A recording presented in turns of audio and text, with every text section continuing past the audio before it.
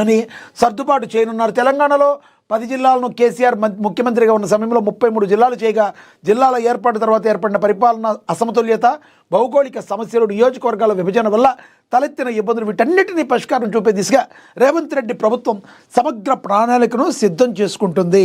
మరి మనకు తెలుసు, ఇప్పుడు ఒక పట్టణం ఒక జిహెచ్ఎంసీ కావచ్చు ఉదాహరణకి, మరి అపారంగా దేశం మొత్తం దగ్గర నుంచి కూడా ఎక్కడి నుంచో వచ్చి ఇక్కడ మరి తమ వ్యాపార కార్యకలాపాలను ఉద్యోగాలను చేసుకుంటూ ఉంటారు. మరి ఇలాంటి హైదరాబాదు విశ్వనగరంగా అభివృద్ధి చెందింది, మరింత మహావిశ్వనగరంగా ఇప్పుడు అభివృద్ధి చెందబోతుంది.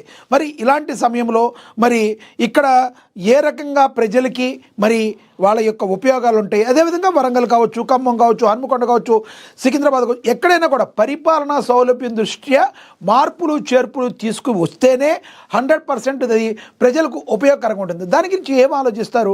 100% ప్రజలకి ఉపయోగకరంగా ఉండే విధంగానే ప్రభుత్వాలు నిర్ణయాలు తీసుకుంటాయి. మనకు తెలుసు, గతంలో కేసీఆర్ హయాంలో మరి 33 జిల్లాలుగా దాన్ని మార్చారు. కానీ కొన్ని అసమతుల్యతలు ఉన్నాయి. మరి ప్రజలు ఇబ్బంది పడుతున్నారు కాబట్టి వాటిని కూడా పరిష్కరించడానికి మరి కాంగ్రెస్ ప్రభుత్వం, రేవంత్ ప్రభుత్వం ఈ నిర్ణయం తీసుకున్నట్టు తెలుస్తుంది. హుస్నాబాద్పై హామీ, గతంలో సీఎం ఇచ్చిన హామీ ప్రకారం హుస్నాబాద్ను కరీంనగర్ జిల్లాలో కలుపుతామన్న అంశం మళ్లీ తెరపైకి వచ్చింది.